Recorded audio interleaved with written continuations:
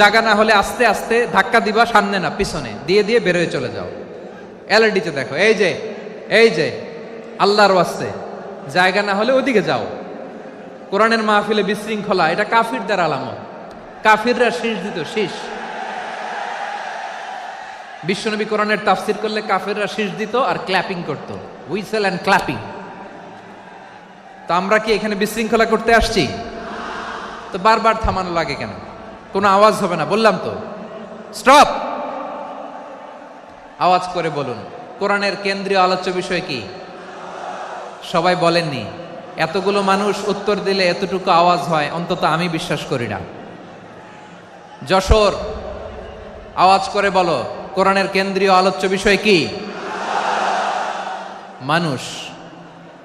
এই মানুষ কোরআনের কেন্দ্রীয় আলোচ্য বিষয়। মানুষকে আল্লাহ স্বাধীনতা দিয়েছেন। ফামান শাআ ফালইউমিন ওয়া মান শাআ ফালইয়াকফুর। চাইলে মুমিন হতে পারো, চাইলে কাফের হতে পারো, তোমার ইচ্ছা। তবে জেনে রাখো, মুমিন হলে পাবা জান্নাত, কাফির হলে পাবা জাহান্নাম। নাও দ্য ডিসিশন ইজ ইয়ার্স। সিদ্ধান্ত তোমার, জান্নাতে যাবা না জাহান্নামে যাবা। যশোরের ভাইয়ের আওয়াজ করে বলুন, কই যেতে চান, জান্নাতে না জাহান্নামে? ডান দিকে না বাম দিকে? ডানপন্থী না বামপন্থী? চিল্লা চিল্লি না চুপচাপ? চুপচাপ কয়ে আবার চিল্লাচিল্লি শুরু করেছে। মাশাআল্লাহ, মানুষকে আল্লাহ এত স্বাধীনতা দিয়েছেন। মানুষ চাইলে অনেক ভালো হইতে পারে। ভালোর রাস্তাও খোলা, খারাপ হওয়ার রাস্তাও খোলা। ভালো হইলে মানুষ অনেক ভালো, খারাপ হইলে অনেক খারাপ। ভালো হইলে সবচেয়ে ভালো, খারাপ হইলে সবচেয়ে খারাপ। এজন্য সিদ্ধান্ত আপনাকে নিতে হবে। আল্লাহ তাআলা বলছেন, লাকাদ খালাকনাল ইনসানা ফি আহসানি তাকওয়িম সুম্মা রাদাদনাহু আসফালা সাফিলিন। আমি মানুষকে অনেক সুন্দর অবয়বে, সুন্দর আকৃতিতে সৃষ্টি করেছি। তার শুধু চেহারার ডিজাইনটাই সুন্দর নয়, তার ব্রেনটা বড্ড সুন্দর, তার মানসিকতা বড্ড সুন্দর, তার সৃজনশীলতা বড্ড সুন্দর। পড়েন সুবহানাল্লাহ। আমাদের চেহারা, অবয়ব, ডিজাইন যে সুন্দর তা না, আমাদের ব্রেনটা অনেক সফিস্টিকেটেড ব্রেন, অনেক সফিস্টিকেটেড। এই 1.5 কেজি ব্রেন ইউজ করে মানুষ গোটা বিশ্বে সভ্যতা বিনির্মাণ করেছে, ঠিক কিনা? এই ব্রেন আল্লাহ তাআলা আমাকে দিয়েছে। এটারে কাজে লাগালে, আপনার 6 সেন্স কাজে লাগালে আপনি অনন্য মানুষ হয়ে উঠবেন, মহামানবে রূপান্তরিত হবেন। মানুষ হতে পারে, চাইলেই মহামানব হতে পারে। আবার যদি মানুষ চায়, খারাপও হতে পারে। আল্লাহ বললেন শুধু ভালোই না, ভালো হতে চাইলে অনেক ভালো তুমি হতে পারো, আবার খারাপ হতে চাইলে অনেক খারাপ তুমি হতে পারো। সুম্মা রাদাদনাহু আসফালা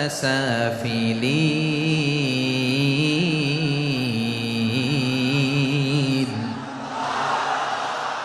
খারাপ হলে একেবারে খারাপ হতে পারো, নিকৃষ্ট হলে একেবারে নিকৃষ্ট হতে পারো, ভালো হলেও ভালো হতে পারো। কোন সুবহানাল্লাহ। এবার আওয়াজ করে বলুন, ভালো হতে চাই না খারাপ? শ্রেষ্ঠ না নিকৃষ্ট? মানুষ ভালো হলে মানুষ ফেরেশতার চেয়েও ভালো, মানুষ খারাপ হলে সে পশুর চেয়েও খারাপ। কথা ঠিক কিনা বলেন? ভালো হলে ফেরেশতার চেয়েও ভালো, খারাপ হলে পশুর চেয়েও নিকৃষ্ট। তার মানে শ্রেষ্ঠত্বে, মানুষ শ্রেষ্ঠত্বে ফেরেশতাকে হার মানায়, আর অধপতনে শ্রেষ্ঠত্বে ফেরেশতাকে ছাড়িয়ে যায়, আর অধপতনে পশুকেও হার মানায়। আই রিপিট, আমি আবারও বলছি, মানুষ শ্রেষ্ঠত্বে ফেরেশতাকে ছাড়িয়ে যায়, আর অধপতনে সে পশুকেও হার মানায়। আওয়াজ করে বলতে হবে, ঠিক কি না? এটার প্রমাণ কি? মানুষ শ্রেষ্ঠ হইলে যে ফেরেশতার চেয়েও সেরা, তার প্রমাণ কি? আল্লাহ তাআলা বলছেন, ওয়া ইয কুলনা লিল মালাইকাতি ইসজুদু লি আদম ফাসাজাদু ইল্লা ইবলিস আবা ওয়াস্তাকবারা ওয়া কানা মিনাল কাফিরিন। আল্লাহ বলেন, স্মরণ করো সে সময়ের কথা যখন আমি ফেরেশতাদেরকে বললাম, ও ফেরেশতারা আদমকে সেজদা দাও। সব ফেরেশতারা সম্মান সূচক সেজদা আদমকে দিল। তারা আদমের জন্য সেজদায় লুটিয়ে পড়লো, একজন ছাড়া, তার নাম ইবলিস। আওয়াজ করে বলেন, তার নাম কি? সে অহংকার প্রদর্শন করলো, সে কাফের হয়ে গেল, বাকি সব ফেরেশতারা সেজদা দিল। সুবহানাল্লাহ। আবার আদম আলাইহিস সালামকে আল্লাহ জিজ্ঞেস করলেন, সব বলে দিল উত্তর, কিন্তু ফেরেশতাদেরকে একই প্রশ্ন জিজ্ঞেস করলেন, তারা উত্তর করতে পারে নাই। তার মানে এর মধ্য দিয়ে প্রমাণিত হয়, মানুষ ভালো হলে ফেরেশতার চেয়েও ভালো, ফেরেশতার চেয়েও মানুষের মর্যাদা বাড়িয়ে দিয়েছে কে? সব নূরের ফেরেশতা যখন মাটির আদমকে সেজদা দেয়, এটা প্রমাণ করে ফেরেশতার চেয়েও মানুষের মর্যাদা বাড়িয়ে দিয়েছে কে? তুমি মাটির আদমকে প্রথম সৃষ্টি করিয়া ঘোষণা করিয়া দিলে শ্রেষ্ঠ বলিয়া, তাই তো নূরের ফেরেশতা করে আদমকে সেজদা। ঠিক কিনা বলেন? তাই তো নূরের ফেরেশতা করে আদমকে সেজদা, সবার চেয়ে সম্মান দিলে মাটির আদমকে। আল্লাহু আল্লাহু তুমি জাল্লে জালালুহু, শেষ করা তো যায় না গে তোমার গুণগান। পড়েন না? পড়েন। আল্লাহু আল্লাহু তুমি জাল্লে জালালুহু, শেষ করা তো যায় না গে তোমার গুণগান। আল্লাহু আল্লাহু আল্লাহু আকবার। আদমের মর্যাদা বেশি, মানুষের মর্যাদা বেশি, মানুষ শ্রেষ্ঠ তার প্রমাণ নূরের ফেরেশতা মাটির আদমকে সেজদা করে। আওয়াজ করে বলেন ঠিক কিনা? তাহলে মানুষ ভালো হলে ফেরেশতার চেয়ে ভালো। আবার মানুষ যদি খারাপ হয়, সে পশুর চেয়েও খারাপ। অধপতনে পশুত্বকে হার মানায়। তার প্রমাণ কি? তার প্রমাণ হচ্ছে যশোরের ভাইরা দেখবেন পত্রিকায় নিউজ পেপারে মাঝে মাঝে এরকম দেখা যায়, এক মানুষ আরেক মানুষকে হত্যা করে 20 টুকরা করে বস্তার ভিতরে ভরেছে। আপনারা এই নিউজ পড়েন নাই না? দেখেন নাই? দেখছেন? মানুষ মানুষকে হত্যা করে কয় টুকরা? জোরে বলেন। এখানেই ক্ষান্ত হয় না, আবার কোথায় ভরছে?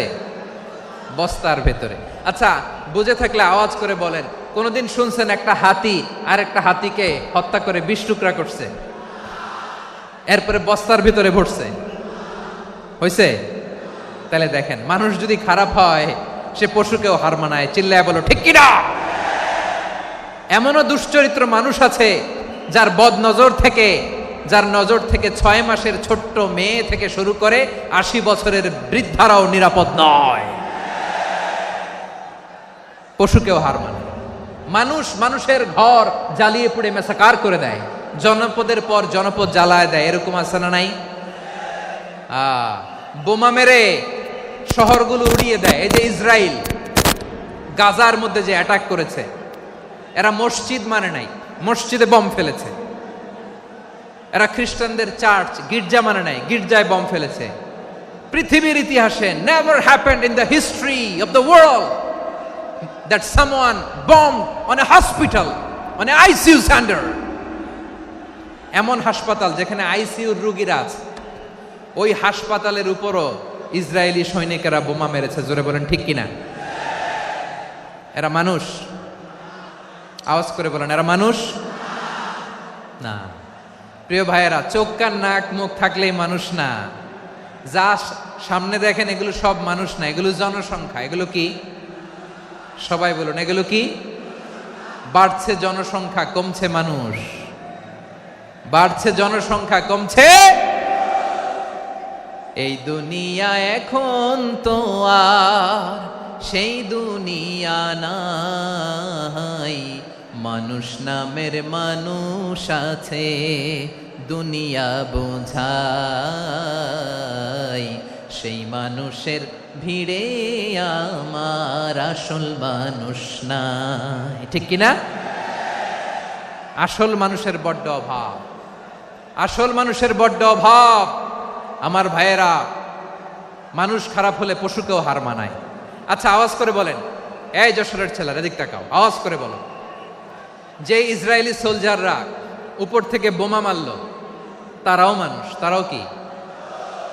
ওরাও রক্তে মাংসে মানুষ, ওদেরও পরিবার আছে। বোমা মেরে যেই মেয়েটাকে তারা অনাথ বানায়, ইয়াতিম বানায়, ও কিন্তু বাসায় ওর মেয়েটাকে রেখে আসছে। ঠিক কিনা বলেন? বম্বিং করে যে বাবাকে মেরে, স্বামীকে মেরে স্ত্রীকে বিধবা বানায়, তারও ঘরে স্ত্রী আছে। উপর থেকে বম মেরে মানুষ মেরে দিচ্ছে, তারাও মানুষ। 1945 সালের 6ই আগস্ট আমেরিকান সোলজাররা হিরোশিমায় বম মেরেছে। আমি নিজে দেখে এসেছি জাপানের হিরোশিমাতে। সকাল 8:15 মানুষ কেউ অফিসে যাচ্ছিল, কেউ খেতে খামারে কাজ করতে যাচ্ছিল। লিটল বয় নামে একটা বোম মেরেছে তারা। এই বোমের আঘাতে, পারমাণবিক এই বোমার রেডিয়েশনে আঘাতে বোম ব্লাস্ট হওয়ার পরে মুহূর্তের মধ্যে 1,40,000 নাই। উপর থেকে যারা মারতেছে এরাও মানুষ, যাদেরকে মারলো তারাও। তার মানে মানুষে মানুষে পার্থক্য আছে না? নেই? মানুষে মানুষে পার্থক্য আছে। নাক কান চোখ মুখ থাকলেই মানুষ নয়। বাড়ছে জনসংখ্যা, কমছে মানুষ। চিল্লায় বলো ঠিক কিনা? তাহলে আমরা বুঝলাম মানুষ ভালো হলে অনেক ভালো, খারাপ হলে অনেক খারাপ। ও আমার কলিজার টুকরা যশোরের ভাইয়েরা, আসুন না 3 দিন ব্যাপী এই তাফসিরুল কোরআনের ঐতিহাসিক প্রোগ্রাম থেকে আমরা সিদ্ধান্ত নেই, আমরা ভালো মানুষ হব নাকি খারাপ মানুষ হব। কলিজা থেকে, প্রাণ থেকে আওয়াজ করে সবাই বলুন, ভালো মানুষ নাকি খারাপ মানুষ? ভালো মানুষ হইতে হবে। ভালো মানুষ যারা জগৎটাকে এনলাইটেন করবে, যারা এনলাইটেন করবে, যারা সত্যের বীর সেনানী হয়ে দাঁড়াবে, যারা সত্যের পক্ষে কথা বলবে, যারা জালিমের মসনদকে ভেঙে খান খান করে দেবে। এরকম হওয়ার দরকার আছে না নাই? এরকম ভালো মানুষ আমরা হতে চাই কি চাই না? মানুষকে যত্ন নিলে মানুষ যে কত ভালো হয় আপনি কল্পনাও করতে পারবেন না। এই যে আপনাদের যশোরে যে ভালো ছেলেগুলো আছে, যে ভালো তরুণগুলো আছে, যে যুবকগুলো আছে, যে ভালো আলেমরা আছে, ভালো নেতারা আছে, সবাই যদি তাদের মতো হতো, পুরো যশোরটা একটা জান্নাতের টুকরা হয়ে যেত। আওয়াজ করে বলেন ঠিক কিনা? মানুষকে নার্চারিং করলে, মানুষকে পলিশ করলে, মানুষকে গ্রুমিং করলে, মানুষকে সঠিক তারবিয়া দিলে মানুষ অনন্য হয়ে ওঠে। প্রতিটি মানুষ অনন্য। আমি অনন্য, আপনি অনন্য, আমরা সবাই অনন্য। সুবহানাল্লাহ বলেন। মানুষকে আল্লাহ তাআলা দিয়েছেন অসীম ক্ষমতা, অসীম ক্ষমতা। সুবহানাল্লাহ। একটা মানুষ পারে না এমন কিছু নাই, একটা মানুষ পারে না এমন কিছু নাই। বিশ্বাস করতে হবে, মানুষ যা কল্পনা করতে পারে ওইটা মানুষ করে দেখাতে পারে। যশোরের ভাইয়ের, আই রিপিট, আমি আবারও বলছি, এই চিল্লাচিল্লি করলে আমার এই গুরুত্বপূর্ণ কথা তোমরা মিস করবা, মিস করবা। কপাল পড়া হয়েও না, আওয়াজ করে কপাল পড়া হবে না। আমার দিকে তাকাও। মানুষ, মানুষ যা কল্পনা করতে পারে সেটা মানুষ করে দেখাতে পারে।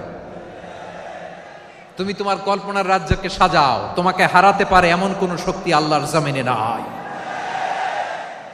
তোমার কি শক্তি, কি সম্ভাবনা তুমি জানোই না মিয়া। তুমি এদিকে তাকাও কেন? তোমার রাস্তা তো ওই দূরে। তুমি কোথায় যাবে, আল্লাহ তোমার টেনে কোথায় নিয়ে যাবে তুমি কিছুই জানো না। Plan big, dream big. কল্পনার শক্তিকে বড় করো। মানুষ যা কল্পনা করতে পারে মানুষ তা করে দেখাতে পারে। মানুষের কাছে অসাধ্য কিছু নাই মৃত্যু ছাড়া, এক্সেপ্ট ডেথ। মৃত্যু ছাড়া মানুষ সবকিছুকে জয় করতে পারে। মৃত্যু ছাড়া যে কোনো অসাধ্যকে সাধন করার ক্ষমতা মানুষকে দিয়ে দিয়েছে কে? হারার জন্য তোমার জন্মই হয় নাই, তোমার জন্ম হয়েছে জিতার জন্য, বিজয়ের জন্য তোমার জন্ম। মানুষের শুরুটাই হয় বিজয় দিয়ে। যশোর, আওয়াজ করে বলো, মানুষের শুরু হয় কি দিয়ে? আমরা যখন আমার পিতার পৃষ্ঠদেশে ছিলাম, পিতার পৃষ্ঠদেশ থেকে শুক্রাণু যখন মায়ের গর্ভদেশে যেয়ে পড়ে, কতটা শুক্রাণু ভ্রমণ শুরু করে জানো? 20 কোটি শুক্রাণু। একবার সিমেন আউট হলে সেখানে 20 কোটি শুক্রাণু থাকে, ভ্রমণ শুরু করে। ওই 20 কোটি শুক্রাণুর মধ্যে থেকে তুমি আমি আজকে এক বিকশিত শুক্রাণু মানব রূপে পৃথিবীতে এসেছি। সুবহানাল্লাহ। ওই 20 কোটি শুক্রাণুর প্রতিযোগিতায় সবাইরে পেছনে ফেলে সেদিন আমি সফল হয়েছিলাম, সেদিন আমি বিজয়ী হয়েছিলাম। সেদিন আমি এত ছোট ছিলাম, মাইক্রোস্কোপ দিয়েও আমার অস্তিত্ব টের পাওয়া যায় না। আমি এত তুচ্ছ ছিলাম, নগণ্য ছিলাম। আমার কান ছিল না, আমার চোখ ছিল না, আমার হাত ছিল না, আমার জন্য রিকমেন্ডেশন করার মতো মামু ছিল না, খালা ছিল না, কেউ ছিল না।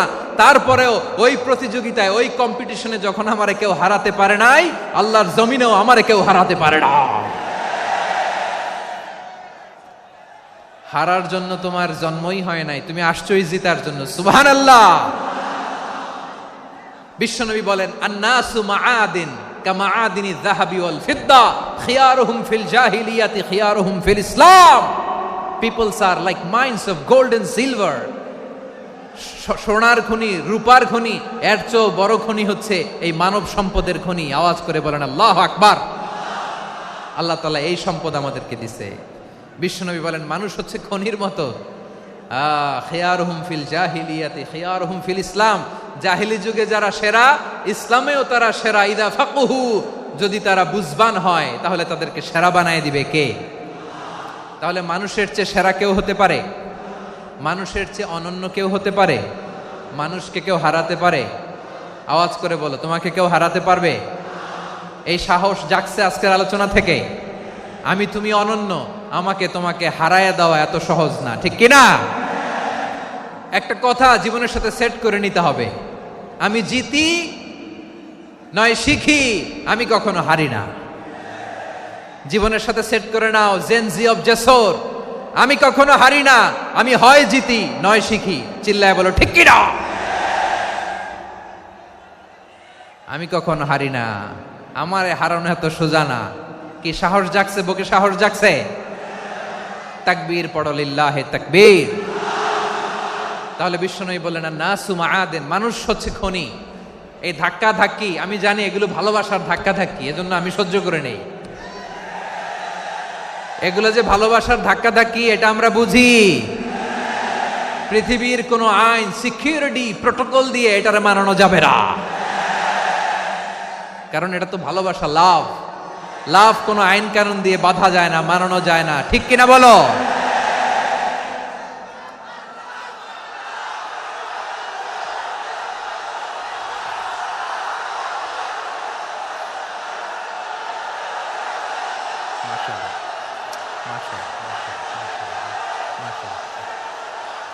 ঠিক আছে, বসুন বসুন বসুন।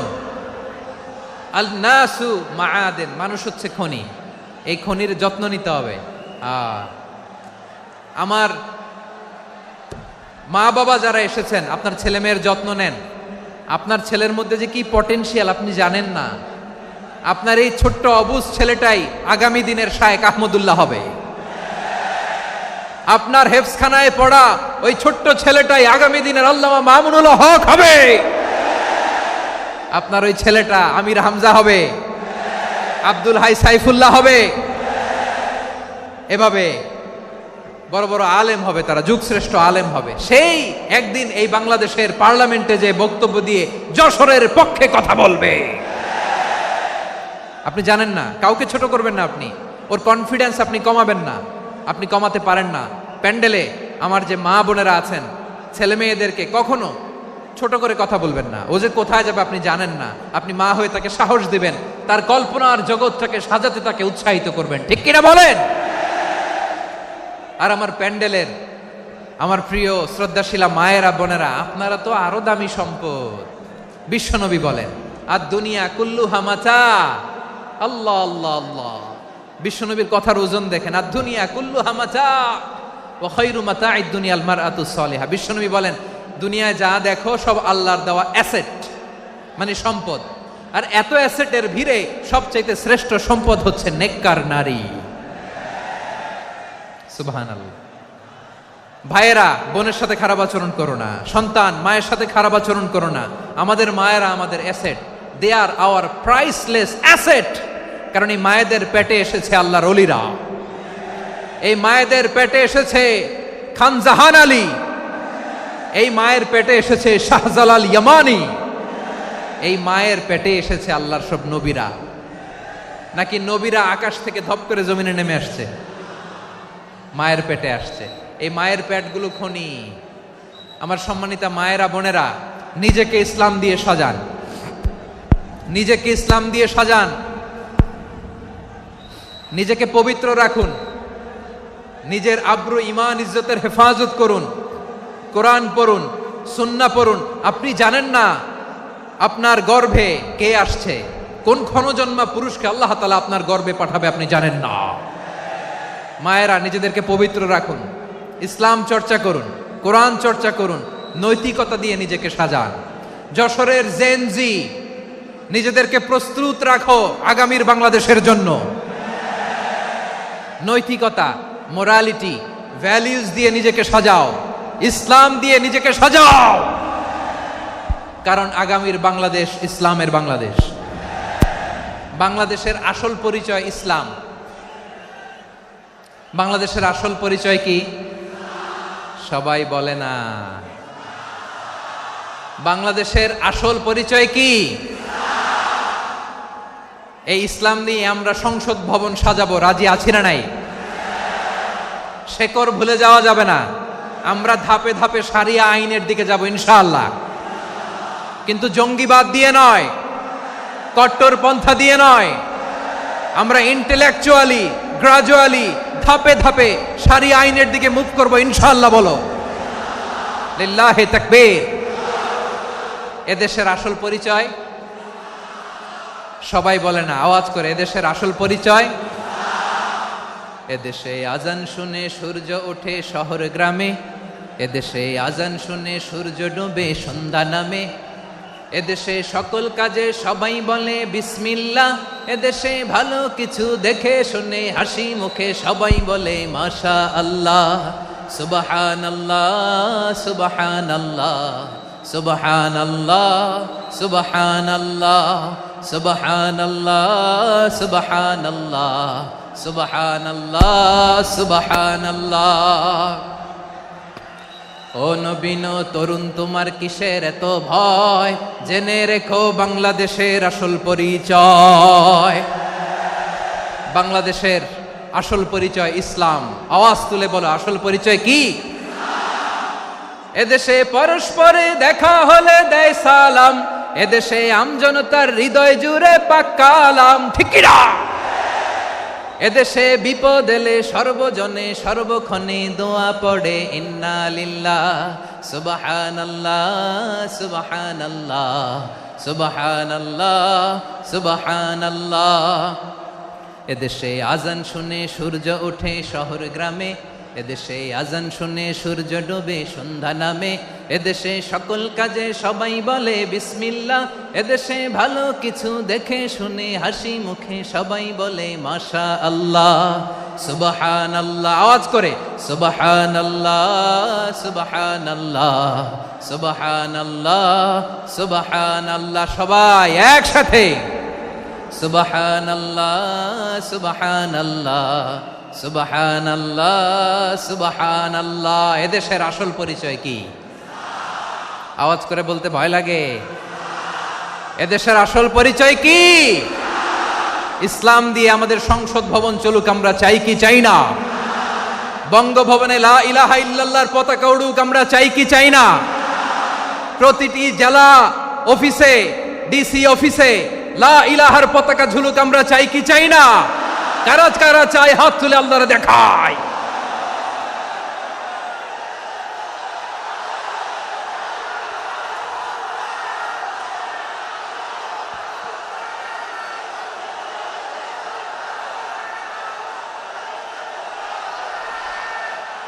মাশাআল্লাহ মাশাআল্লাহ মাশাআল্লাহ মাশাআল্লাহ।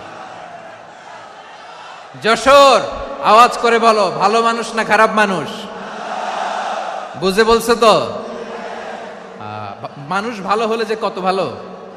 এই মানুষকে যত্ন নিলে, মানুষকে মানুষ বানালে যে সে কি হতে পারে শুনবা? হ্যাঁ, নাকি মোনাজাত দিয়ে দিব? শুনবা? তাহলে থামতে হবে। থামো, আমি যখন বলবো থামো থামো, তাকবীরের সময় দিলে তাকবীর, থামো থামো। মানুষকে যত্ন নিলে, এই এদিকে এদিকে, ড্রোন নামায় ফেলো। হয়েছে, ড্রোনের ফুটেজ হয়ে গেছে, এবার ড্রোন নামায় ফেলো। আমার দিকে তাকাও। মানুষকে, তোমরা এদিক সেদিক তাকালে তো গুরুত্বপূর্ণ পয়েন্ট মিস হয়ে যাবে। এদিকে এদিকে, হ্যাঁ মাস, ঠিক আছে, এদিকে। মানুষকে যত্ন নিলে মানুষের মধ্যে যারা কি পটেনশিয়াল রেখেছে। আমি জাপানের দুইটা উদাহরণ দেই। জাপানের এই এই এভাবে এভাবে হবে? হয় বসো নয় পেছনে, কথা নাই, কথা তো বলাই যাবে না, হারাম কথা বলা, আজকে একেবারে চুপ। আজকের জন্য হারাম করে দিছি আমি, এই কিছু সময়ের জন্য একেবারে নিষিদ্ধ। জাপানের দুইটা উদাহরণ দেই, খেয়াল করে একটু শুনেন, বুঝবেন। আল্লাহ, 2022 সালে জাপানের সাথে জার্মানির খেলা, ফিফা ওয়ার্ল্ড কাপ 2022। এক পক্ষে জাপান, আরেক পক্ষে কোন দেশ? কথা শোনে নাই। এক পক্ষে কোন দেশ, আরেক পক্ষে? সবাই এক পক্ষে, আরেক পক্ষে।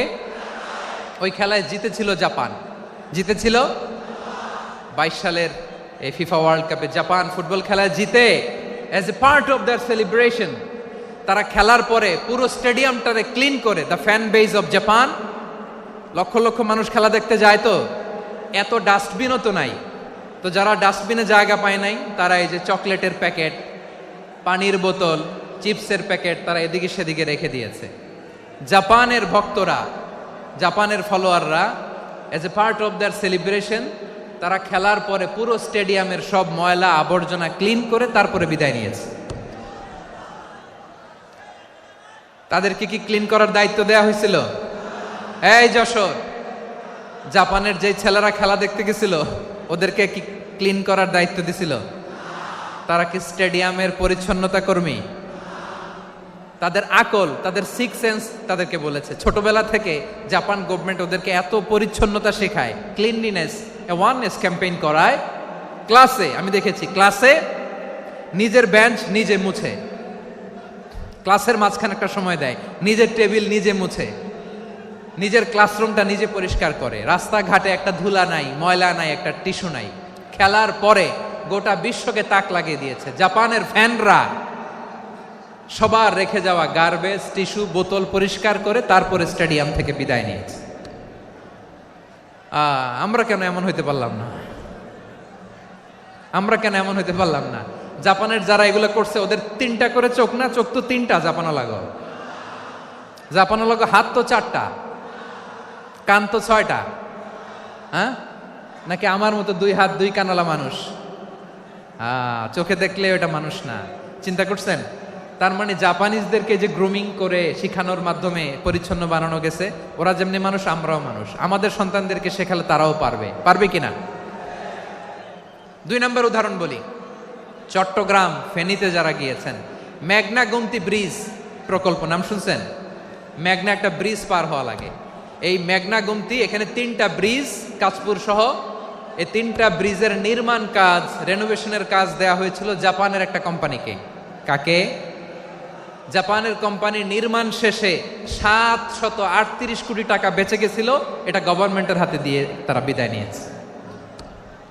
কত টাকা? 738 কোটি টাকা। যত প্রাক্কলিত ব্যয় নির্ধারণ করা হয়েছে সব টাকা সরকার, তৎকালীন সরকার 2019-এর সরকার, কারা ছিল তো জানেন? এই 2019-এর সরকার তাদেরকে দিয়েছে। তারা রিনোভেশন নির্মাণ শেষে 738 কোটি টাকা অতিরিক্ত বেঁচে গেছিল, এটা আবার গভর্নমেন্টের হাতে বুঝাই দিয়ে তারা বিদায় নিচ্ছে। আমরা কেন এমন হইতে পারলাম না? জাপানের ওরাও মানুষ, আমরাও মানুষ, তার মানে মানুষে মানুষে পার্থক্য আছে না নাই? আচ্ছা, জাপানের 2টা উদাহরণ দিলাম, এবার আমার দেশের 2টা উদাহরণ দিব না? বাংলাদেশের 2টা উদাহরণ দিই। 1 নম্বর উদাহরণ, গত সপ্তাহে আপনারা জানেন কক্সবাজার আমার একটা প্রোগ্রাম ছিল, তো হেলিকপ্টারে গিয়েছিলাম। ফেনী জেলা যখন পার হচ্ছি আমি দেখলাম 3টা উইন্ডমিল। উইন্ডমিল চিনেন তো? বিশাল পিলার, 3টা 4টা পাখা থাকে। বায়ু বিদ্যুৎ কেন্দ্র, বাংলাদেশের প্রথম বায়ু বিদ্যুৎ কেন্দ্র এটা। মুহুরী প্রজেক্ট বলে এটার, সম্ভবত মুহুরী প্রজেক্ট। তো সাগরের বাতাসের ঝাপটায় এটা ঘুরে এনার্জি হয়, ইলেকট্রিসিটি উৎপাদন হয়। তো আমি পাইলটকে বললাম, ভাই এগুলো থেকে কেমন ইলেকট্রিসিটি উৎপাদন হয়? কয়, হুজুর একটু হয় না, কিছুই হয় না। কিছুই হয় না মানে? বলে, হুজুর বাংলাদেশে যত উইন্ডমিল আছে এটার পাখা একটাও ঘুরে না। আল্লাহ, বলেন কি? তাহলে এই যে কোটি কোটি টাকা ব্যয় করে যে উইন্ডমিল, কয় হুজুর ভিতরে ফিটফাট, উপরে ফিটফাট, ভিতরে সদরঘাট। তার মানে কোটি কোটি টাকা দিয়ে এই উইন্ডমিল বানায়, এখানে কিছু নাই। দুর্নীতির আড্ডাখানা, আখড়াখানা বাংলাদেশ, ঠিক কিনা বলেন? হায় রে, জাপানিজরাও মানুষ, আমরাও মানুষ। আমার এক নিকটাত্মীয় সরকারি চাকরিজীবী, উনি আমাকে বললেন, বাংলাদেশের আরেকটা উদাহরণ দেই। উনি আমাকে বললেন যে প্রতি বছর আমাদের অফিসের ফার্নিচার চেঞ্জ করে। আমি বললাম প্রতি বছর ফার্নিচার চেঞ্জ করে কেন? বলে যে ফার্নিচার নতুন পারচেজ করলেই তো ওইখানে টাকা, নতুন কিনতে পারলেই টাকা, নতুন উন্নয়নের সবক শোনাতে পারলেই টাকা। প্রথম আলোর রিপোর্ট, কি আলো? প্রথম আলোর রিপোর্ট, গত 15 বছরে উন্নয়নের নামে লুটপাট হয়েছে প্রায় 2.25 লাখ কোটি টাকা। কার রিপোর্ট? আমাদের বানানো কথা। প্রথম আলোর রিপোর্ট। গত 15 বছরে কারা ছিল জানেন তো? হ্যাঁ, শুধু ওনাদেরকেই দোষ দিয়ে লাভ নাই। স্বাধীনতার পর থেকে শুধু শাসকের হাত বদল হয়েছে, আমরা কিছু পাই নাই, ঠিক কিনা বলেন? শুধু ওনাদের দোষ দিয়ে কি লাভ? একদল খাইছে, আরেক দল খাওয়ার জন্য রেডি হয়ে আছে। আমরা এরকম চাই না। আজকের আলোচনার বিষয় হচ্ছে মানব সম্পদের উন্নয়ন, human resource development. It's a process to increase the capacity of knowledge, skill, capacity of the people of a country. একটা দেশের মানুষের জ্ঞান, তাদের দক্ষতা কি করে বাড়ানো যায়, বাড়িয়ে দেশের উন্নয়ন করানো যায়, এটাই হচ্ছে মানব সম্পদ উন্নয়নের মূল কথা। তাহলে মানব সম্পদ হচ্ছে একটা দেশের সবচাইতে শক্তিশালী পুঁজি। প্রাকৃতিক সম্পদ, খনিজ সম্পদের চেয়েও দামি হচ্ছে মানব সম্পদ। আমার প্রিয় যশোর, প্রাকৃতিক সম্পদ, খনিজ সম্পদের চেয়ে দামি সম্পদ কি সম্পদ? আল্লাহ তাআলা দয়া করে আমাদেরকে এই মানব সম্পদ দিয়েছেন। আসুন আমাদের এই মানুষগুলোকে আমরা সোনার মানুষ বানাই। রাজি আছেন তো সবাই? রাজি আছেন? মানুষ পারে না এমন কোনো কিছু নাই, চাইলে সব পারে। এজন্য মানুষকে তারবিয়া দিতে হবে, যথাযথভাবে তাদেরকে গড়তে হবে। আসুন আমরা সিরাতের আয়নায় বিশ্বনবীর জীবনী থেকে দেখি তিনি কিভাবে হিউম্যান রিসোর্সকে ম্যানেজ করতেন। যদি আপনাদের সময় হয়, দু একটা উদাহরণ দিয়ে আজকে আমি আমার আলোচনার বিদায় নিব। হবে? সময় হবে কয়েক মিনিট? হ্যাঁ, শান্ত থাকবেন তো? শান্ত থাকবা? হ্যাঁ, ঠিক আছে। এই ধাক্কার মধ্যে ঢুকছে, এবার মজা বুঝতেছো তো? হ্যাঁ, মানা করছিলাম না? ঠিক আছে, টের পাও। হ্যাঁ, ঠিক আছে। যে আওয়াজ করবে আমি ওকে দেখতেছি, কে কে আওয়াজ করে দেখতেছি। শেষ কথা, শেষের দিকে চলে আসছি। বিষ্ণু ইসলাম কিভাবে হিউম্যান রিসোর্সকে ম্যানেজ করতেন, মজার কথা আছে কয়েকটা, বলে বিদায় নিব। বিশ্বনবী কিভাবে এই মানব সম্পদকে ম্যানেজ করতেন। বিশ্বনবী he was a very good talent hunter, চৌকস ট্যালেন্ট হান্টার ছিল। কার মধ্যে কি ট্যালেন্ট আছে দেখলেই বুঝে ফেলতেন। সুবহানাল্লাহ পড়বেন না? কি নবী আমরা পেয়েছি! He was a very good talent hunter. আমার নবী তিনি চৌকস ট্যালেন্ট হান্টার ছিলেন। কার মধ্যে কি প্রতিভা বের করতেন, ওই প্রতিভাকে ইসলামের কল্যাণে কাজে লাগাতেন। সুবহানাল্লাহ বলেন। যাকে যেই জায়গায় সেট করলে ভালো হবে তাকে ওই জায়গায় সেট করতেন। কয়েকজন সাহাবীর জীবনী শোনাই। আবু মাহজুরা রাদিয়াল্লাহু তাআলা আনহু, মক্কার মুয়াজ্জিন, আগে ছিল মুশরিক, পরে হইছে মুমিন। উনি কিভাবে মুমিন হইলেন এই ঘটনাটা একটু আপনাদের শোনাতে চাই। তা আপনাদের তো সময় নাই হাতে। হ্যাঁ, সময় আছে? এই জেনজি শেষ করে দিল আজকের প্রোগ্রামটা। 1 ঘন্টা ধাক্কা ধাক্কি করে কেমনে দাঁড়ায় আছে আমি বুঝলাম না।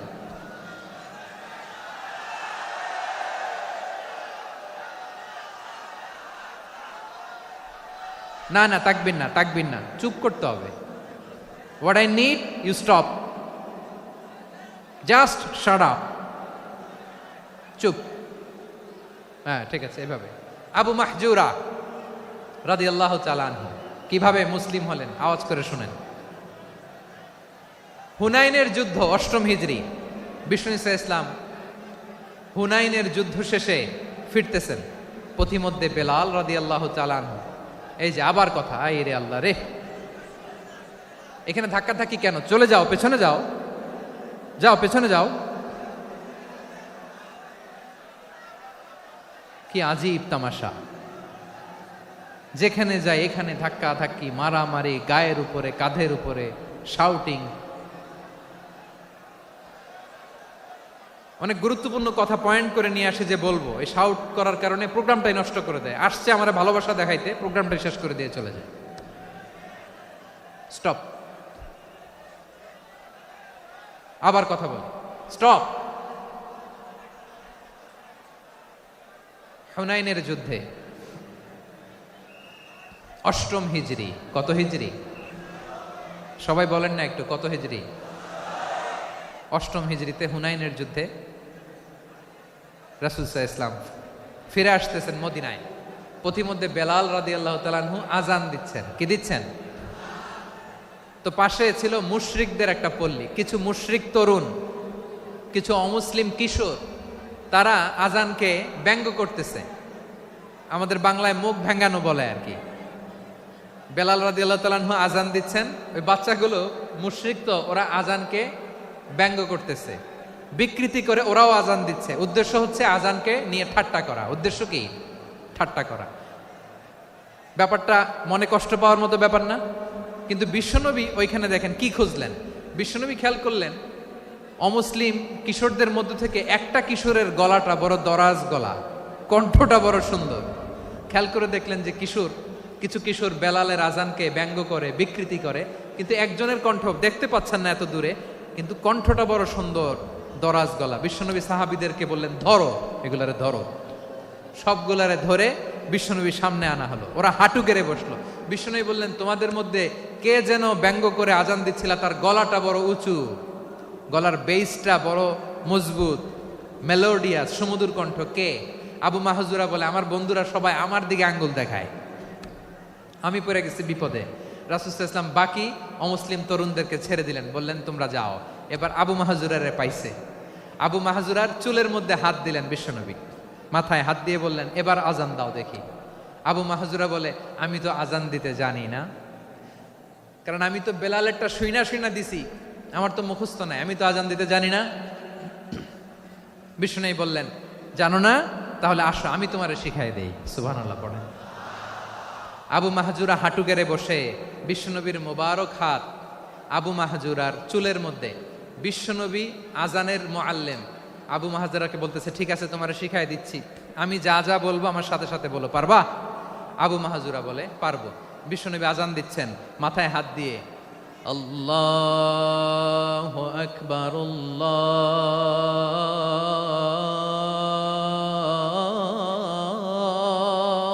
আকবার। আবু মাহজুরা এই বাক্যটা পড়লেন। বিশ্বনবী দ্বিতীয় বাক্য পড়তে আরম্ভ করলেন, আল্লাহু আকবার,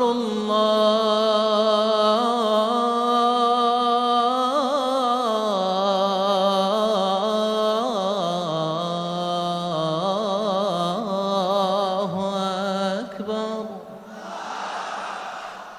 আবু মাহজুরা এই বাক্যটাও বললেন। বিশ্বনবী আবু মাহজুরার মাথার মধ্যে হাত দিয়ে তৃতীয় বাক্য পড়লেন, আশহাদু আল্লা ইলাহা ইল্লাল্লাহ,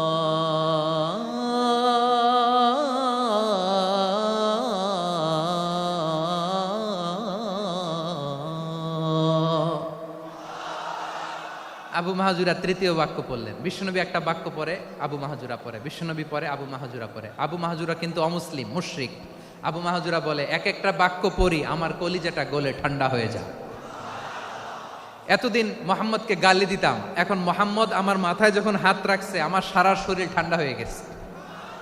বিশ্বনবী আজান শিখাচ্ছেন, একটা একটা বাক্য পড়ে আবু মাহজুরাও পড়ে, বিশ্বনবী পড়ে, আবু মাহজুরাও পড়ে। পুরো বাক্যগুলো যখন শেষ, আজান শেষ, আবু মাহজুরাও যখন পুরো আজান পড়লেন, আবু মাহজুরা বললেন, এতদিন মোহাম্মদের চেহারা দেখলে আমার ঘৃণা লাগতো, আজ থেকে মোহাম্মদের চেহারার চেয়ে প্রিয় চেহারা আমার কাছে নাই। আবু মাহজুরা বললেন, ও মুহাম্মদ, আজানের বাক্য তো আপনি আমারে শেখালেন, এখানেই শেষ করবেন না, আপনি আমারে পড়ায় দেন, লা ইলাহা ইল্লাল্লাহু মুহাম্মাদুর রাসূলুল্লাহ সাল্লাল্লাহু আলাইহি ওয়াসাল্লাম। বিশ্বনবীর সাথে দাঁড়িয়ে উনি শাহাদা পড়ে মুসলমান হয়ে গেলেন। এবার আবু মাহজুরা বলে, ইয়া রাসূলুল্লাহ, ইয়া হাবিবাল্লাহ, আমি মুমিন হয়েছি, মুসলমান হয়েছি। আপনার কাছ থেকে আজান শিখার সৌভাগ্য আমি লাভ করেছি গো নবী।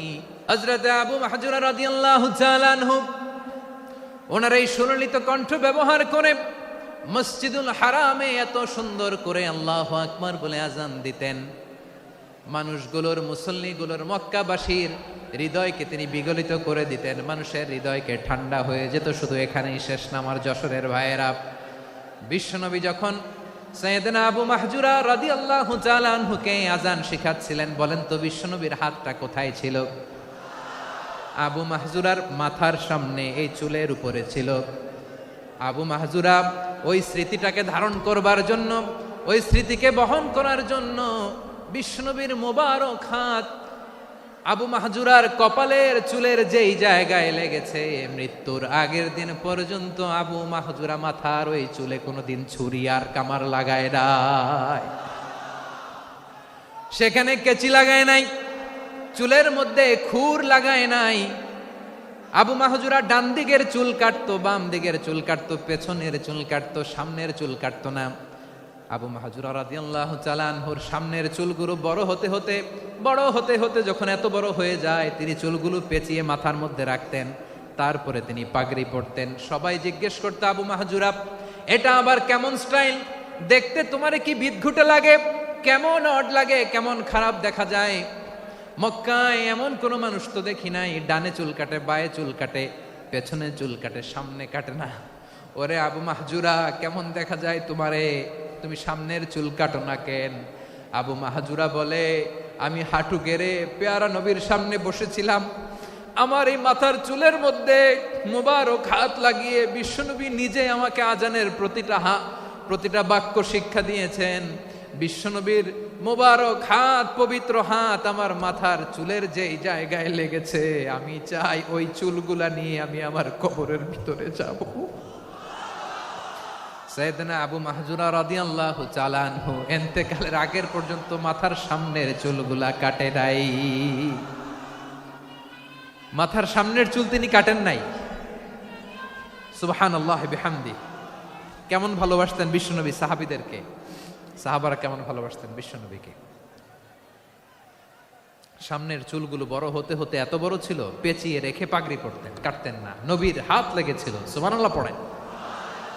তাহলে হোয়াট ইজ দ্য লেসন?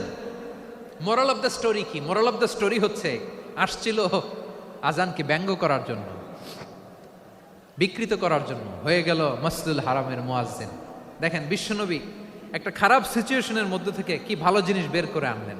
আমি যে শুরুতে বলেছি কিভাবে তিনি হিউম্যান রিসোর্সকে ডেভেলপ করেছেন, ম্যানেজ করেছেন। তিনি যে চৌকুশ ট্যালেন্ট হান্টার ছিল, দেখেন সবার মধ্যে থেকে এর বাছাই করে মুয়াজ্জিন বানাই দিয়েছেন। সুবহানাল্লাহ পড়েন। তার মানে এই না সবাইরে ধরে ধরে উনি মুয়াজ্জিন বানাইছেন। যার যেই ট্যালেন্ট আছে তাকে ওই কাজে অ্যাসাইন করেছেন। যার যেই প্রতিভা আছে তার প্রতিভাকে ইসলামের কাজে লাগিয়েছেন। সুবহানাল্লাহ পড়েন। যায়েদ বিন সাবিত রাদিয়াল্লাহু তাআলা আনহু নাম শুনেছেন? যশোর কথা বেরোয় না। যদি জিগায় সালমান খানের নাম শুনছেন, সবাই হাত তুলবে, জি হুজুর শুনছি, মানে সব দেখা শেষ। সালমান খান, আমির খান, অমুক খান, সব খান মুখস্থ, কিন্তু যায়েদ বিন সাবিতের নাম মুখস্থ নাই মুসলমানদের। যেই সাহাবী মাথার সামনের চুল কাটে নাই, মসজিদুল হারামের মুয়াজ্জিন বানাইছেন বিশ্বনবী, সাহাবীর নাম কি? খায়া ফেলাইস, স্লোগানের সাথে খায়া ফেলাইস। আবু মাহজুরা। কি নাম? আবু মাহজুরা আল জুমাহি রাদিয়াল্লাহু তাআলা আনহু। এই নামটা আজকে নিয়ে যাইতে হবে যশোর। আবু মাহজুরা রাদিয়াল্লাহু তাআলা আনহু। 2 নম্বরে বলছিলাম যায়েদ বিন সাবিত রাদিয়াল্লাহু তাআলা আনহু। বিশ্বনবী দেখলেন মদিনার এই আনসারী সাহাবী হাইলি ট্যালেন্টেড, ইন্টেলেকচুয়াল, মেরিটোরিয়াস, জ্ঞানের প্রতি তার আকর্ষণ, মারাত্মক আকর্ষণ। বিশ্বনবী তাকে দায়িত্ব দিলেন, কোরআন যা নাজিল হয় তুমি লিখো, কাতিবুল ওয়াহি বানায় দিলেন। সুবহানাল্লাহ। যায়েদ বিন সাবিতরে আবার আজান শিখান নাই, কারণ তার মধ্যে বিশ্বনবী প্রতিভা দেখেছেন, একাডেমিক প্রতিভা। বিশ্বনবীর একাডেমিক প্রজেক্টগুলো তিনি হ্যান্ডেল করতেন। যায়েদ বিন সাবিত ছিল বিশ্বনবীর ব্যক্তিগত সচিব। কি ছিল? ব্যক্তিগত সচিব। বোঝেন নাই? বিশ্বনবীর ব্যক্তিগত সচিব এবং দোভাষী। ইহুদিরা কিছু লিখে দিলে এটার অর্থ বিশ্বনবীরে বুঝায় দিতেন, আবার ইহুদিদের কাছে কিছু লিখতে হলে তিনি লিখে দিতেন। বিশ্বনবী একদিন বললেন, ইন্নী ওয়াল্লাহি মা আমানু ইয়াহুদা আলা কিতাব। ইহুদিরা যে চিঠি পাঠায় অর্থ তো বুঝি না, আরেক ইহুদি আইনে অর্থ করা লাগে। আবার ইহুদিদের কাছে কিছু লিখে পাঠাইতে চাইলে আমরা তো লিখতে পারি না, ইহুদিরে দিয়ে লেখা লাগে। ওরা যে পৈরা শোনায় লিখে দেয়, আমি ওদের বিশ্বাস করি না। আমার নিজের একজন লোক দরকার। বিশ্বনবী এই যায়েদ বিন সাবেতকে চুজ করলেন ল্যাঙ্গুয়েজের জন্য। উনি বললেন, যায়েদ, তোমার সফট স্কিলকে ডেভেলপ করতে হবে, তুমি হিব্রু ল্যাঙ্গুয়েজ শিখে ফেলো। যায়েদ বিন সাবেত বলল, বিশ্বনবীর মোটিভেশন আর ইন্সপিরেশন পেয়ে আমি 15 দিনে ইহুদিদের এই হিব্রু ল্যাঙ্গুয়েজ শিখে ফেললাম। শুধু শিখে ফেললাম না, হাত্তা হাদিকতু, even I became master in the language. এই ভাষা আমি পারদর্শী হয়ে গেলাম। এরপরে ইহুদিরা চিঠি লিখে পাঠালে আর কোনো ইহুদি ডাকা লাগতো না, আমি নবীর এটার অর্থ শুনে পরে বুঝাই দিতাম। আবার ইহুদিদের কাছে চিঠি লেখা লাগলে আমি যায়েদ বিন সাবেত চিঠি লিখে দিতাম। সুবহানাল্লাহ। দেখেন, এত সাহাবীর মধ্য থেকে বিশ্বনবীর একাডেমিক প্রজেক্ট, ব্যক্তিগত সচিব, দোভাষী হিসেবে তিনি যায়েদ বিন সাবেতের মতো তরুণকে নির্বাচিত করেছেন। কেমন ট্যালেন্ট হান্টার ছিল আমার নবী! সুবহানাল্লাহ পড়বেন না? বিশ্বনবীর ইন্তেকালের পরে সাইয়েদনা আবু বকর রাদিয়াল্লাহু তাআলা আনহু যখন খলিফা হয়ে আসলেন, কোরআনকে সংকলনের দায়িত্ব দেয়া লাগবে, কোন সাহাবীকে দিবেন? সব সাহাবারা মিলে পরামর্শ করলেন। সাইয়েদনা আবু বকর, ওমর সবাই মিলে এই বিশাল কোরআন সংকলনের গুরু দায়িত্ব বিশ্বনবীর ব্যক্তিগত সচিব, বিশ্বনবীর দুভাষী, বিশ্বনবীর সিলেক্ট করাই লোক যায়েদ ইবনে সাবেত রাদিয়াল্লাহু তাআলা আনহুকে দিয়েছে। কোরআনের কবি তো আজকে এখানে রাখে নাই। এই যে আজকের যে কোরআন পড়েন, এটা আগে এরকম ছিল না। কোরআন নাজিল হলে সাহাবারা চামড়ার, ওটের চামড়ায় লিখে ফেলতো, ওটের চ্যাপ্টা হাড্ডির মধ্যে লিখে ফেলতো, গাছের গুড়ির মধ্যে লিখে ফেলতো, বিভিন্ন জনের কাছে ছড়ানো ছিটানো ছিল। আবু বকর রাদিয়াল্লাহু তাআলা আনহু একসাথে করলেন, পরবর্তীতে উসমান রাদিয়াল্লাহু তাআলা আনহু একসাথে করলেন 114 সূরার। এখন এই মুসহাফ, এই কম্পাইলেশন, এই কপি আমরা পেয়েছি, যার হিউজ কন্ট্রিবিউশন ছিল। এই পুরো কোরআন কম্পাইলেশনের প্রজেক্ট ম্যানেজার ছিল যায়েদ বিন সাবেত রাদিয়াল্লাহু তাআলা আনহু। কোরআন কম্পাইলেশনের প্রজেক্ট ম্যানেজার। দেখেন, উনারে মাথায় হাত দিয়ে আজান শিখায় নাই। সুবহানাল্লাহ কইবেন না? তাহলে প্রথম সাহাবী আবু মাহজুরাকে মুয়াজ্জিন বানাইলেন, যায়েদ বিন সাবেতকে ব্যক্তিগত সচিব আর দোভাষী বানালেন, মুসআব ইবনে উমাইর রাদিয়াল্লাহু তাআলা আনহুকে ইসলামের প্রথম অ্যাম্বাসেডর বানালেন। তাহলে তৃতীয় নাম্বার একজন সাহাবীর নাম বলছি, মুসআব ইবনে উমাইর। মুসআব কি নাম? নামটা কেমন লাগে? এই কয়েকজনের ভাল লাগে, বাকিদের ভাল লাগে না? ভাল লাগে? এই এই আর কয়েকটা মিনিট দেওয়া যাবে না আমাকে আল্লাহর রাস্তে? হ্যাঁ, ঠিক আছে। আমি তোমাদেরকে ভালোবাসা দেখাবো, দোয়া করব যদি চুপ থাকো, একেবারে চুপ, কষ্ট সহ্য করো। বাকিরে যা সওয়াব পাবে তোমরা ডবল পাবা, যেহেতু কষ্ট বেশি, কিন্তু চুপ। 3 নাম্বার সাহাবীর নাম মুসআব। এই ধাক্কাধাক্কি কেন? ধাক্কাধাক্কি কেন রে ভাই? না না না, এরকম হইলে আসবো না যশোর, আমি আর আসবো না। হয় পিছনে চলে যাও, নাহলে চুপ, ধাক্কাধাক্কি নাই। 3 নাম্বার সাহাবীর নাম মুসআব। কি নাম? He was the first ambassador in Islam. ইসলামের প্রথম ডিপ্লোমাট, প্রথম কূটনৈতিক, ইসলামের প্রথম কূটনৈতিক, ইসলামের প্রথম ডিপ্লোমাট, প্রথম অ্যাম্বাসেডর মুসআব ইবনে উমাইর। মক্কার তরুণ যুবক, উনি পারফিউম লাগাইলে মানুষ দেখলেই বুঝতো এটা মুসআব লাগাইছে। এমন ড্যাশিং ফেসের ছিল, এমন স্মার্ট ড্যাশিং ফেস, এমন পার্সোনালিটির মানুষ ছিল মুসআব রাদিয়াল্লাহু তাআলা আনহু। কারণ যিনি ইসলামের স্পোকম্যান হবেন, মুখপাত্র হবেন, তার স্মার্ট হওয়ার দরকার আছে না নাই? আকাবার প্রথম শপথ যখন হলো, তাদের সাথে বিষ্ণু ঈসা ইসলাম মদিনাতে একজন মুখপাত্র পাঠালেন, ডিপ্লোমাটকে পাঠালেন, অ্যাম্বাসেডর অফ ইসলাম, তিনি হচ্ছেন মুসআব ইবনে উমাইর। পড়েন সুবহানাল্লাহ। বিশ্বনবী দেখলেন সে অনেক স্মার্ট, তার ডেডিকেশন আছে, সিনসিয়ারিটি আছে, এবং মদিনায় যে আউস খাজরাজ গোত্রের নেতাদের সাথে ডিল করতে হবে, ইহুদিদের সাথে ডিল করতে হবে, ওখানে একজন পাক্কা জানু খেলোয়াড়ের দরকার আছে না নাই? মুসআব ইবনে উমাইর রাদিয়াল্লাহু তাআলা আনহু, ওনাকে বিষ্ণু ঈসা ইসলাম চুজ করলেন। এবং বিষ্ণু ইসলামের এই চুজিংটা, এই সিলেকশনটা এত সুন্দর ছিল, তিনি মদিনাতে যে বিশ্বনবী আসার আগেই মদিনার জমিনকে তিনি উর্বর করে ফেলছেন। প্রতিটা ঘরে ঘরে কালিমার দাওয়াত তিনি পৌঁছায় দিচ্ছেন। জুমার বিধান নাজিল হয়েছে, কিন্তু মক্কায় পরিবেশ নাই জুমা পালনের। বিষ্ণু ইসলাম একজনকে দিয়ে খবর পাঠালেন, যাও মদিনায় মুসাবকে যে বলো, মুসাব তো আমার শিক্ষক, আমার স্পোকম্যান, মদিনাতে যেন তারা জুমা কায়েম করে। বিশ্বনবীর আগেই মুসাব মদিনার মুসলিমদেরকে নিয়ে মদিনায় প্রথম জুমা কায়েম করে ফেলছে। কোন সুবহানাল্লাহ। ডিপ্লোম্যাটদের কেমন হইতে হয়, অ্যাম্বাসেডারের কেমন হইতে হয়, মুসাব রাদিয়াল্লাহু তাআলা আনহুর কাছ থেকে শিখে নাও। মুসাব নামটা কেমন লাগে? যশোর যাদের সন্তান হবে, ছেলে সন্তান, আমার রাস্তায় পাইলে সবাই জিজ্ঞেস করে, হুজুর একটা নাম দেন, আমার ছেলে হবে। যশোরবাসীর জন্য আমি একটা নাম দিয়ে দিলাম, নাম রাখতে হবে মুসাব। কি নাম? নামটা যাদের ভাল লাগে, ছেলে সন্তান অনাগত আসবে, মনে চাইলে নাম রেখে দিবেন মুসাব রাদিয়াল্লাহু তাআলা আনহুর নামে মুসাব। তাহলে মুসাব রাদিয়াল্লাহু তাআলা আনহুকে বিশ্বনবী ল্যাঙ্গুয়েজ শিখান নাই, সফট স্কিল শিখান নাই। জায়েদ রাদিয়াল্লাহু তিনি হিব্রু ল্যাঙ্গুয়েজ শিখেছেন, সুরিয়ানি শিখেছেন, কিন্তু মুসাবকে তিনি বানিয়েছেন the spokesman of Islam, the first diplomat, the ambassador of Islam. সুবহানাল্লাহ পড়বেন না? আব্দুল্লাহ ইবনে আব্বাস রাদিয়াল্লাহু তাআলা আনহু বিশ্বনবীর কাজিন, চাচাতো ভাই। আবার মাইমুনা রাদিয়াল্লাহু তাআলা আনহু, মাইমুনা নবীর স্ত্রী, তিনি ছিলেন আব্দুল্লাহর আপন খালা। তো নবীর বউ যদি ওনার খালা হয়, নবী তার কি? বুঝে নাই, নবী তার কি? খালু। তাহলে সম্পর্ক অনেক গভীর, কাজিন আবার খালু। ছোট্ট মানুষ, তাই রাতে মাঝে মাঝে ঘরে থাকতো। বিশ্বনবী দেখলেন আব্দুল্লাহ যেহেতু আমার ঘরে ঢুকতে পারে, আব্দুল্লাহরে এই উম্মতের বড় শিক্ষাবিদ বানাইতে হবে। কথা বোঝে নাই? আব্দুল্লাহকে কি বানাইতে হবে? শিক্ষাবিদ, এডুকেটর অফ দিস উম্মাহ, এই উম্মার শিক্ষাবিদ বানাইতে হবে। তাই আব্দুল্লাহ ইবনে আব্বাসকে বিশ্বনবী হাতে কলমে শিক্ষা দিয়েছেন। আহারে, আর এরপরে যে কি ভাষা আসবে তোমাদের জন্য আমার মুখ থেকে আমি নিজেও জানি না। 1 ঘন্টা যাবত ধাক্কা ধাক্কি মারামারি। তো আসতে বলছে কে তোমাকে? পেছনে চলে যাও, জায়গা না পেলে। পুরো প্রোগ্রামটাই নষ্ট করে দিল।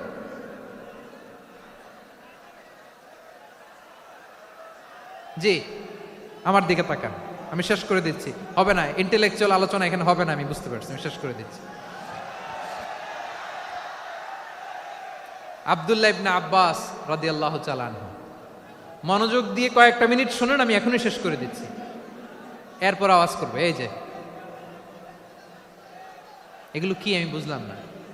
আমি বললাম না সব করা যাবে, বসে যাও, শুয়ে যাও, চলে যাও, আওয়াজ করা যাবে না। অন্যকে বসো এটাও বলার দরকার নেই, জাস্ট এদিকে তাকাও।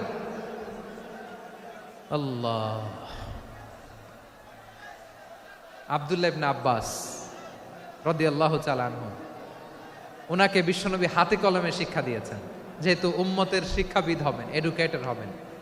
তো বিশ্বনবী রাতে যখন তাহাজ্জুদ পড়তেন, ছোট্ট আব্দুল্লাহ ঘরে থাকতো। বুঝতে পেরেছেন? ছোট্ট মানুষ তো ঘরে থাকতো। তো বিশ্বনবী তাহাজ্জুদের জন্য একবার দাঁড়িয়েছেন, ছোট্ট আব্দুল্লাহ ওযু করে দাঁড়াইছে। আচ্ছা বলেন তো, ইমাম আর মুসল্লি মোট যদি 2 জন হয়, একজন ইমাম একজন মুসল্লি, তো মুসল্লি ইমামের কোন দিকে দাঁড়াবে? ডানে দাঁড়াবে। ছোট্ট আব্দুল্লাহ বুঝে নাই, বিশ্বনবী তাহাজ্জুদ শুরু করেছেন, উনি ইক্তেদা করছেন আর দাঁড়াইছেন বায়ে। কোথায় দাঁড়িয়েছেন?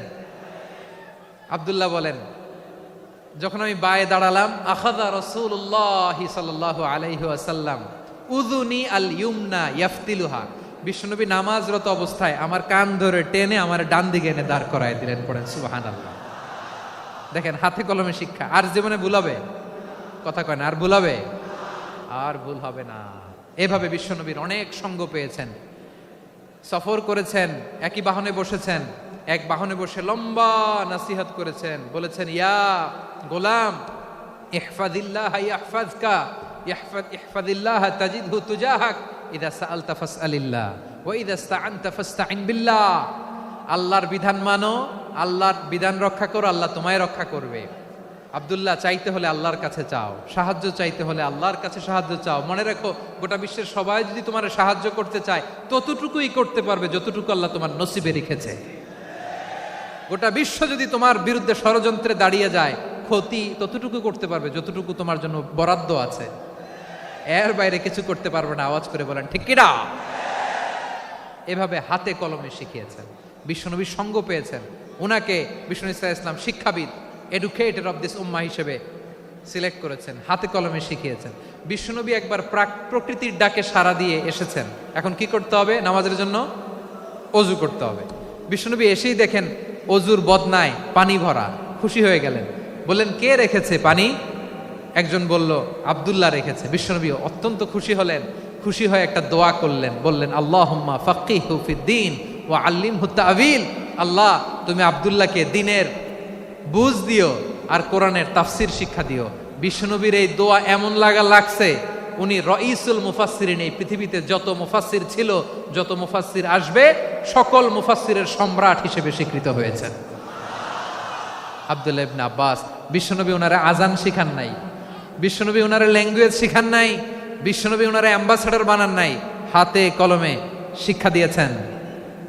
ছোট্ট মানুষ বিশ্বনবী ইন্তেকাল করলেন, আবু বকরের সময় গেল, ওমরে ফারুকের খেলাফত, তখনও তিনি তরুণ। ওমরে ফারুক রাদিয়াল্লাহু তাআলা আনহু ওনার ক্যাবিনেট মিনিস্ট্রির বৈঠকে এই আব্দুল্লাহ ইবনে আব্বাসকে পাশ দিয়ে বসায় রাখতেন। বয়স্ক সাহাবারা এটা পছন্দ করতো না, তারা বলতো ঘটনা কি, আব্দুল্লাহর মতো ছেলে নাতি আমাদের আছে, এরা কেন রাখে ওমরে ফারুক?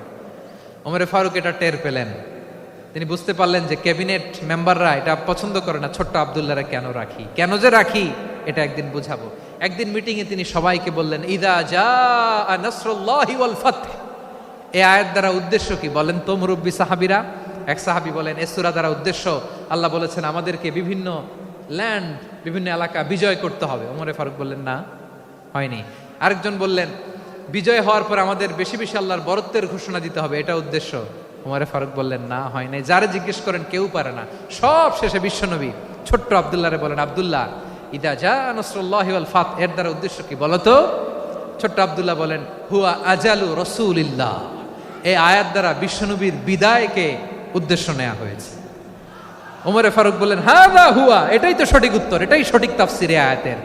কারণ ইদা জাআ নাসরুল্লাহি ওয়াল ফাতহ, যখন আল্লাহর সাহায্য আর বিজয় আসবে, ওয়া রাআইতান নাসা ইয়াদখুলুনা ফি দীনিল্লাহি আফওয়াজা, আপনি দেখবেন দলে দলে ঢলে ঢলে বানের পানির মতো মানুষ ইসলামের দিকে ঢুকতেছে, ইসলামের বিজয় হয়েছে। তো ইসলামের বিজয়ের মিশন নিয়ে নবী আসছে, বিজয়ী যখন হয়ে গেছে এখন তো নবীর বিদায় হবে। জোরে বলেন ঠিক কিনা? কোন সাহাবী এই সূক্ষ্ম কথাটা ধরতে পারে নাই, ওই আব্দুল্লাহ ছাড়া। আব্দুল্লাহ যখন উত্তর দিছে সব সাহাবীদের টনক নড়েছে। এরপর থেকে কোনো ক্যাবিনেট মিটিং এ আর কোনো সাহাবারা কোনো প্রশ্ন করে নাই, আওয়াজ করে পড়েন সুবহানাল্লাহ। বিশ্বনবী আব্দুল্লাহ ইবনে আব্বাসকে দ্য এডুকেটর অফ দ্য উম্মাহ, উম্মার শিক্ষাবিদ হিসেবে গ্রহণ করেছেন। আওয়াজ করে পড়তে হবে আল্লাহু আকবার।